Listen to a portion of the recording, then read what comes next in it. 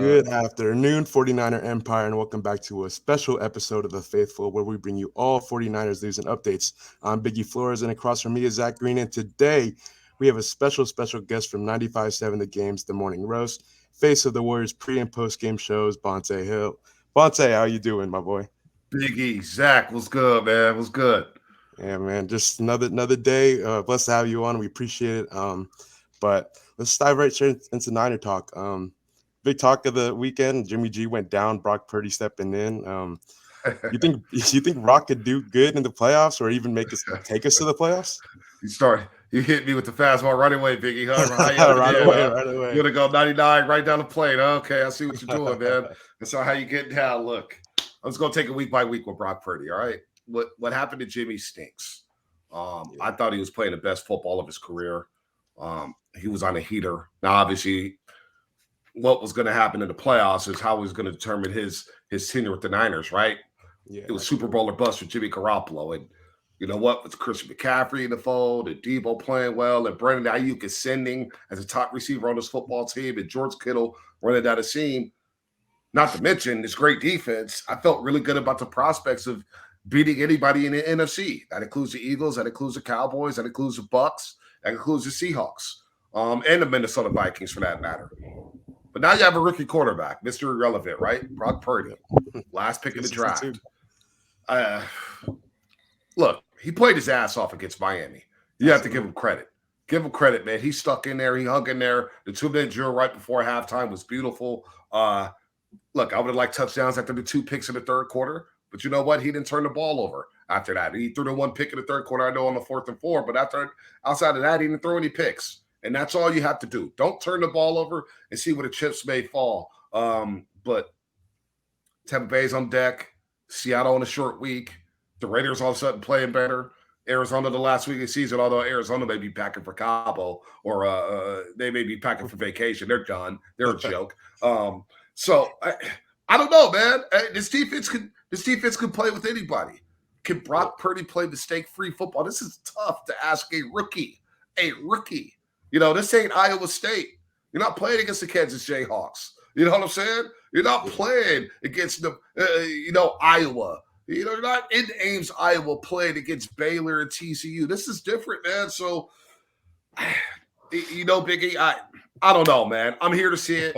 I'm here to see it. We've seen, I'm not going to say it's impossible, but it's going to be daunting for Brock Purdy to try to get it done in December and January. Yeah, absolutely. I mean, you look at least 2019 playoffs. Jimmy G wasn't necessarily the reason we made it to the Super Bowl, which No I doubt. think gives me and the rest of the 49er fan base hope that we could still get there. But like you said, it's going to be tough, and we really got to take it week by week. Well, the thing with Jimmy in 2019, we forget he made plays. You talk about the 2 Arizona games. The one at Levi Stadium, they came back from 16-0. Jimmy threw for over 400 yards. The game on Halloween when he first coined "Feels Great, Baby" with Aaron Andrews in Arizona on a short week. He threw dimes, man. He had one of his better games as a 49er. The week 18 or week 17 against Seattle. In Seattle, when they hadn't won there since 2011. He goes 18-22 for 285, and they win the division. So Jimmy, he didn't. And look, here's the big misnomer about quarterbacks in the playoffs. Peyton Manning struggled for years in the postseason. Ben Roethlisberger struggled for years. When they won their first Super Bowl with Ben Roethlisberger, it wasn't because of him. It was because of the running game, Willie Parker, Jerome Bettis, and a great defense. Tom Brady, believe it or not, when he won that first Super Bowl, he was a quote-unquote game manager. They weren't telling him to throw the ball 50 times a game. Say, man, just play mistake-free football, run the ball, and give it to our defense. So quarterbacks struggle in the postseason because you're playing against the best of the best. You know, you're not going to go out there and light it up like it's fantasy football. So, but last year, to your point, Jimmy struggled in the postseason, no doubt about it. Now, it's a different beast. It's a different beast in the playoffs, so we'll see about that. But Jimmy deserves his credit for 2019, man. People just they forget that he has some great moments as a Niner that year. Yeah, Jimmy, he put his heart and soul out on the field when he's a 49er. With that being said, that might have been his last game as a 49er. Not sure if we're going to re-sign him or not. Do you think that he could come back next year, or you think he's done? I don't know what the price tag is. It's a question I've avoided. You have Trey Lance waiting in the fold. Do they go after a veteran? Tom Brady. I and don't know, Rodgers. man. Yeah. Biggie and Zach. I try to live in the moment, man. The all season's gonna get here. Last all season was a whirlwind. When are they gonna cut Jimmy? When are they gonna trade Jimmy? He's thrown on a little baby field in August. Next year, he's back on the roster. So I wouldn't put anything past anything with this 49ers franchise. He may be back, he may not. I don't know. If that is his last game, in a cruel way, it's kind of fitting that his career would end with an injury with the 49ers. 2018, torn ACL. 2020, busted ankle, season over. 2021, he just barely made it through the NFC Championship game. He had the shoulder injury, and he had the thumb, and it was all so. I don't know, man. It could be his last year, and that would stink if that's his last play as a 49er. Yeah. Bonta, I want to ask you. I know you were talking about it on Twitter, and David Lombardi, replied to you about the experience that Trey Lance has and versus Brock Purdy, and how they're people were questioning Trey Lance's experience before the season, and now you have Brock Purdy come in, and you don't really have anyone talking about his experience. And I'll say what Lombardi said is you have a quarterback who started 5 years at a Power 5 school versus Trey Lance, who started 1 year at a FCS school. So I don't know.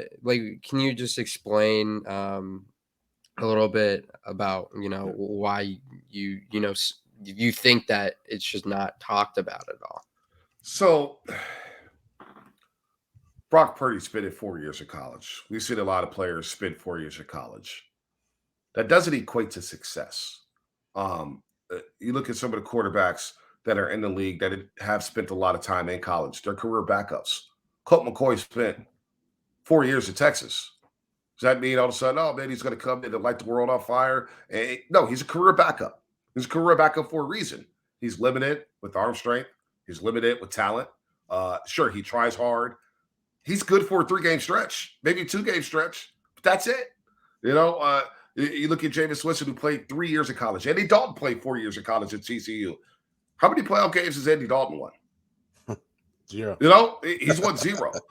And so this whole thing about Brock Purdy, like this whole argument that, oh man, he played 4 years in a Power 5 school. Well, Iowa State is middle of the pack in the Big 12. Let's be real. And how do people talk about the Big 12? Well, it's a wide open league, right? It's going to be 50-55. We talk Texas Tech, Oklahoma. Nobody plays defense. Now, TCU this year has proven that they played a little bit of defense. But I look at some of the big games. Like when I look at quarterbacks in college, and I watch a lot of college football, I'm not going to sit here and say I watched every single Iowa State game because I did not. But he had a big game against Iowa his senior year. College game day, I believe, was there. And he threw 4 interceptions that game. I may or may not have bet on that game.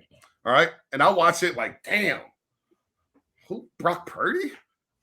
I don't know. And then people forget Breece Hall was on that team for a number of years helping them out. So look, Brock Purdy is a solid quarterback. He may be in this league for a long time as a backup. Is he a franchise quarterback? I just don't believe that. How does 4 years of experience play equate to NFL success in the Big 12? I just don't see the correlation. I don't see it. Like you want to go against Kansas 1 week? Okay, fine. That's cool. Kansas stinks. They stuck year in a year. They've had maybe 2 years in the last 40 when they've been good. Right? Yeah. So this whole 4-year thing, like if we just took every quarterback and said, oh man, he played 4 years, he'd go out there and play. It'd be a different league. League. Here's another reason, Zach. If he was good, he would have been at Iowa State for 4 years. His ass would have been out as a junior. He would have been gone after 3 years. You know what I'm saying? Because that draft stock would have been high. Now, some people say, well, he was injured, this and that. Nobody was talking about Brock Purdy coming out of that draft. Nobody was. We all forgot about Brock Purdy. So, look, David made a great point about 4 years of experience and played a lot of football. I'll give him that because Trey hasn't played a lot of football. But the prospects in the ceilings and saying that, hey, because he played in a Power 5 conference equates it to success. What about Josh Rosen at UCLA?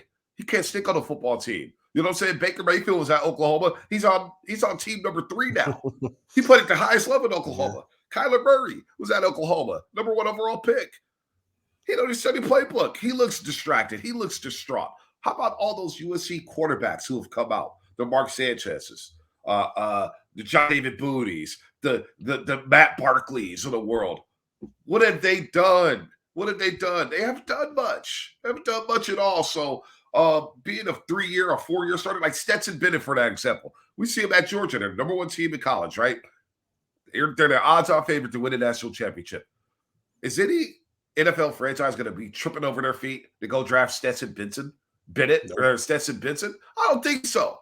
And he's got plenty of success in Georgia. So I don't know. I don't. That whole premise about and by the way, some breaking news here for you guys, Biggie and Zach. Adam Schefter just tweeted out that doctors concluded today that 49ers quarterback Jimmy Garoppolo does not need foot surgery. It is not a list rank injury, and if rehab goes smoothly, he could have a chance to return in 7 to 8 weeks, making him a potential playoff contributor. So there you go. It's not some news to sleep on. If you make the odds, there you go. I saw in the interview that that Shanahan was asked about, Trey Lance coming back in December, and he was like, "I'm not ruling it out." I mean, it's going to be interesting. I doubt Trey Lance comes back. I know originally, looking back in the offseason, the two biggest moves for me, I think number one, looking back, is the Niners not keeping Nate Sudfeld. He had been on the team for a while. Yeah. By the way, Indiana, who's your GOAT? But how many years did he play in Indiana? I think 3 or 4. Well, where's Nate Sudfeld at, man? Is he even in the league? Where's he at right now? He's with the Lions, but he's with the Lions, right? As a backup. Yeah. Nobody said, "Hey, man, Nate Sudfeld, you'll save the Lions." You know what I'm saying? This whole, hey, to me, that's the lazy argument. Not to cut you off, Zach, but that's the lazy stuff. Where it's just, he played 4 years and he has experience. How many quarterbacks have 4-year experience in college and come into the NFL and look overwhelmed? So Brock Purdy, to his credit, did not look overwhelmed, but I give a lot of credit to Kyle Shanahan for that. Yeah, but I mean, he looked good when they ran cover 0. The one that stood out to me is Kittle over the middle, just letting it go. But I mean, we'll see what this dude's made out of the next few weeks. We got Tom Brady next week. We got a short week in primetime in Seattle, Las Vegas, and New Year's that I'll be at. So the schedule isn't. It's going to show us what Brock is kind of made up, hopefully. But with the news that Jimmy could come back, maybe potentially 7 to 8 weeks, like. Brock was still going to have to start a playoff game or two. So, I don't know. I think if we get there, if we get to the bowl, I think we got to give Kyle Shanahan a lot of credit. I think he gets a lot more slander than he does appreciation from this fan base. But I don't know. We'll see. There's only one way to find out. It's watch these games. But going into the offseason, let's say we fall first game because of Brock. Do we look at signing a Tom Brady or Aaron Rodgers, or do you think that puts Trey Lance in a bad position and just uncomfortable? Anything's on the table when you're searching for a Super Bowl championship. Absolutely. You have this defense, and guys get older. How big is this window going to be? The shelf life in football, especially in the NFL, is short. Those windows do not stay open for too long. So, Aaron Rodgers, I'm kind of out on. Does his personality fit in that locker room? You can't say no to Tom Brady, but they did 2 years ago. They did 3 years ago, and you know what? A lot of us, myself, agreed with it. I agree with it. I was like, you know what? Roll with Jimmy. Jimmy's fine. Yeah. Nah, if I go back in hindsight, go get Tom Brady, man. That was a bald-headed move, but at the same time, that offensive line wasn't that good, and Tom Brady needs protection. So, I don't know, man. It's tough for me to look at the offseason right now when we're in season. We're in the midst of a playoff push here with the 49ers. So Brady, Rodgers, I'm sure those rumors are going to run rampant. But it depends on Shanahan. Does Shanahan want to give control of the offense to one of these quarterbacks? Is it worth 1 or 2 years to stunt the development or Trey Lance? Or do you just quit on Trey Lance and let him move on after spending all those picks to go get Trey Lance? I don't know, man. It's a bit of a pickle for me here. Yeah, it'd be crazy giving up on Trey Lance, only playing 3 games, giving up 3 picks for him. But I mean, you are right. The Super Bowl window is really, really small. The team's getting older, and I think it's a win now mindset for sure. Yeah. We still have to sign. We probably have to extend Ayuk. Bosa. Oh yeah. So yeah. I I think that I mean, Bonta, you said it perfectly. You know, you try to live more in the moment, and you know, it's crazy that Jimmy. They say this is the same injury that I think um, what's his name on OKC got Holmgren, I think. Yeah, Chet Holmgren. Yeah. And they're saying he's out for a while. This could just be like I don't know, like a like a bluff or something. But you know, if he does come back in 7 weeks, it would be the divisional week, which we'd probably more than likely have a home game, and then week 8 would, you know, that would be the conference championship the next Right. week. And I mentioned this on the podcast we did after the game that I feel like the luckiest thing to happen to the Warriors during the postseason was them not facing the Suns, because if we would have faced the Suns, I don't know how that would have went. And in order for us to go to the Super Bowl, I think things would have to line into place, whether that's, you know, the Eagles losing or the Vikings. And, you know, sports proves anything can happen. If you would have asked anyone that Brock Purdy would have be, didn't I saw something that some caller called in and like was like Brock Purdy's taking us to the Super Bowl like early in the season. Like, it's ridiculous. I mean, hey man, it's sports fans, and crazy. we're all delusional and we're all insane. The first call I took on Monday morning, a guy compared Brock Purdy to Joe Montana. Said, "Why can't he beat Joe Montana?" At 6 a.m. You know That's what? brutal. You know what? If you believe he's going to be the next Joe Montana, go ahead. If you believe he's going to be the next Tom Brady, go ahead. Who am I to tell you what not to believe in? You know what I'm saying? I hopefully nobody tells me what I should believe in, but a lot of people do, right? They say, "Oh, Bonta, you're hating on Brock Purdy." All right, well, I want to see it to believe it. I just want to see it to believe it.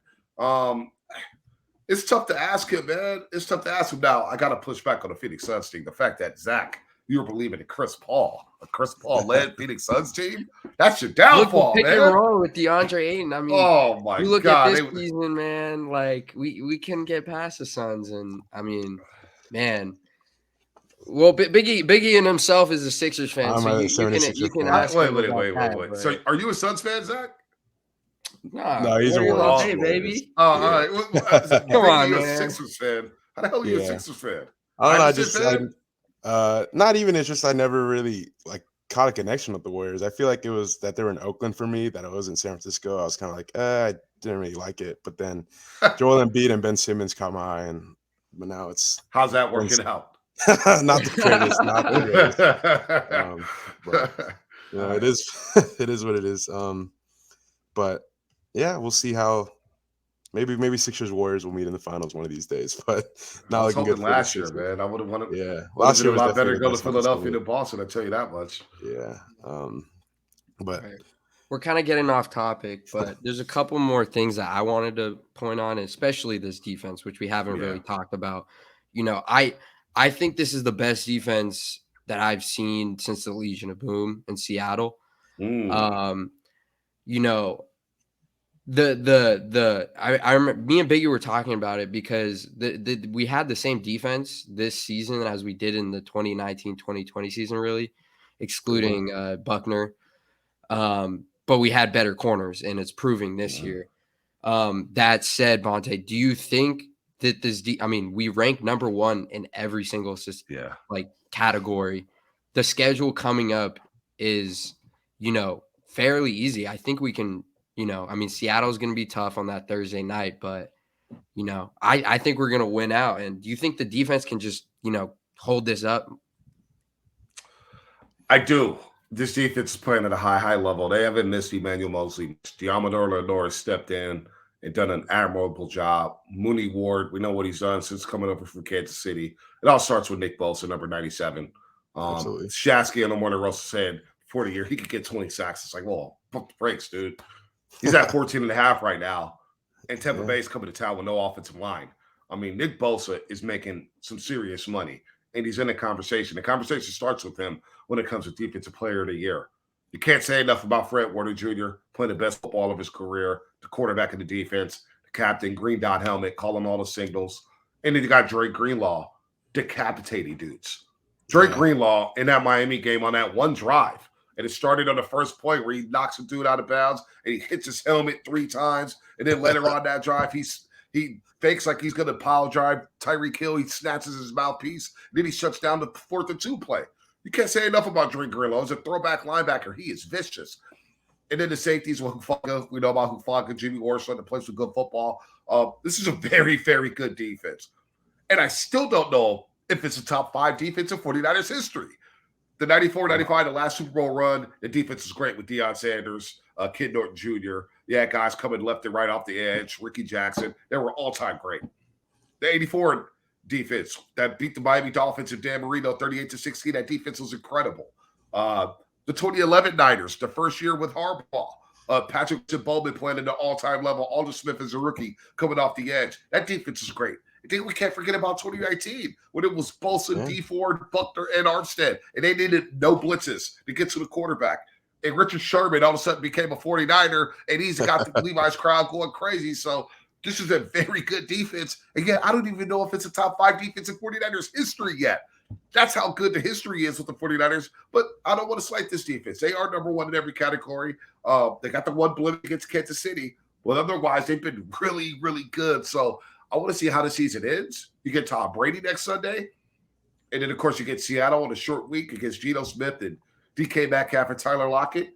Let's see how it plays out. And then let's get to the postseason and see how it plays out. So it's a really, really good defense. Really good. As far as the best defense since the Legion of Boom, it's debatable. The Legion of Boom was really, really good. But 2019, I don't want to sleep on them either, Zach. Yeah. I think that like you said, the short week in Seattle is going to be tough, but I don't know how a 45-year-old Brady is going to do this week against us. And like they said, they have no O-line. Like, when you see him last night, he just finds a way to win games, man. Tom Brady is. I know.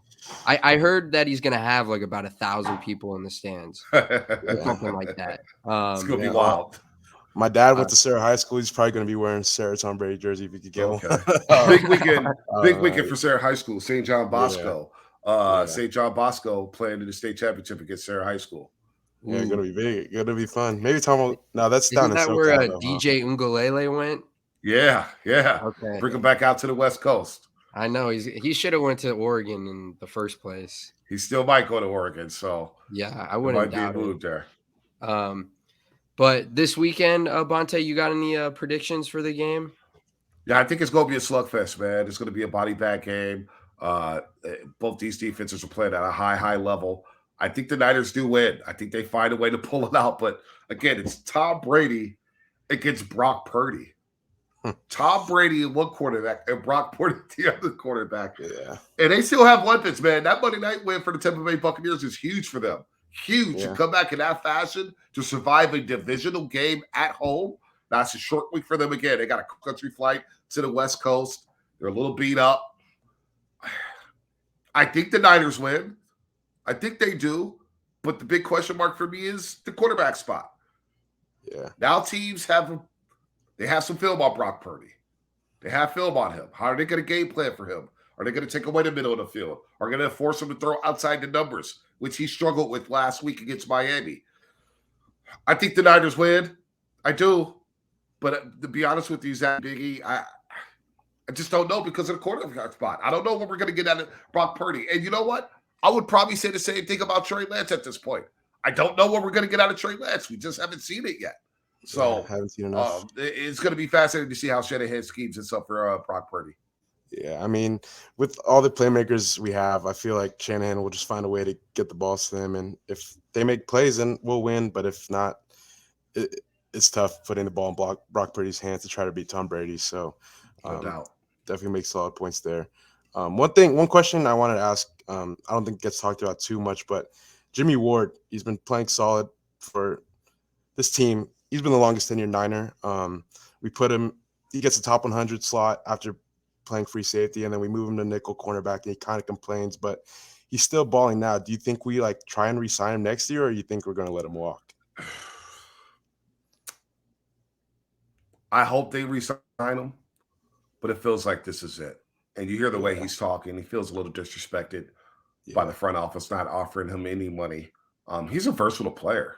You know, Yeah. I love look, him. I love him. last offseason, I thought it was a mistake not to re-sign K.Y. Williams. I thought K.Y. Williams was one of the better nickel corners of all the football. Now the playoffs, he was compromised. He was hurt, and Cooper Kupp roasted his ass in the NFC Championship game. It wasn't his finest moment as a Niner, but it is what it is. It feels like Jimmy Ward is playing out the streak here in San Francisco, and he probably will move on. Look, they drafted Hufanga in the middle rounds with a 5th-round pick. Could be what, 5th round, 6th-round pick with Hufanga. They'll find another safety. This team knows how to draft, even though they've had all the blunders at running back and they've had some mistakes at the top of the 1st and 2nd round. Those middle round picks, 3rd, 4th, 5th, 6th round, they've done really well. And it feels like Jimmy Ward, this is it for him as a Niner. That's what it's telling me. I hope I'm wrong, though. Yeah. And I can't believe I'm saying that because 3 years ago, I was like, get Jimmy Ward off the football team. What does he do? And now you look at his versatility, playing nickel corner, playing a free safety spot. He loves to hit. He's been a very, very good Niner for the last 3-4 years. So, but it does feel like he's going to move on. Yeah, I'm sad to see him go, but he's been balling. I feel like he's always been part of the Niners for at least recent years, of course. But yeah, I mean, one more question before we go. Do you think the Giants sign Judge? I hope so. That's mental health, man. That'll sign Judge. Farhan Zaidi, I'm looking at you, man. What's up, Farhan? What's up, Farhan? I mean, come on, man. I'm wearing my Giants pullover right now. I'm praying for anything. It's a 30-year anniversary of when Barry Bonds signed with the SF Giants. To the day today. Yeah, today, you know, after winning MVPs with the Pittsburgh Pirates. I hope Aaron Judge signs. They need a bopper. They need a buzz. They need a star so damn bad. It's not even funny, man. If I have to watch Brandon Belt and Yaz and Jock Peterson bat 2nd, 3rd, and 4th again, I'm not going to survive baseball season. I'm not going to be able to do it. It's already so hard to watch. Yeah, I'll play fantasy baseball, but I won't watch the Giants. I'll let Shasky talk about it, and I'll just sit back and take a nap. They have to sign Judge. They have to, because what's plan B? What's plan C? What's plan D? I have no idea. It all starts with Aaron Judge, though. Hopefully it gets done either today or tomorrow. I know he's going to land in San Diego somewhere around 2:15, I think, or 2:50, something like that. He's on a private jet right now, so hopefully he does hold up that orange and black jersey, man. I pray, man. We all need Aaron Judge in our life. Yeah, let's hope so. We need him in the Bay. We need to bring him We'll home. stretch the boundaries of what we call the Bay Area too. I'm willing to do that. I'm willing. Yeah, absolutely. Linden, yeah, for sure. Yeah, come on. That's the Bay Area. What's the area code? 209? Is 209 Linden? I don't even know. Do we even know the area code for Linden? I gotta look this up, man, before I forget, man. Linden area code. It just.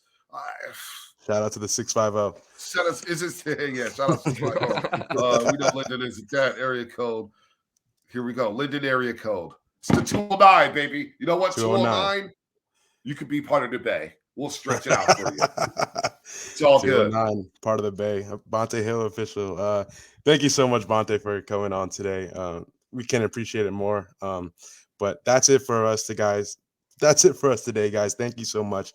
All 3 of us, red and gold till we dead and cold. And let's see what Brock Purdy could do against Tom Brady this week. But let's go get a dub. Bang, bang. Bang, bang. Zach and Biggie, man. Good stuff, man. Hey, I appreciate it, Bonta. Hey, I appreciate it. Appreciate you guys, man. Thank you. Take it easy. All right, have a good one. Thank you.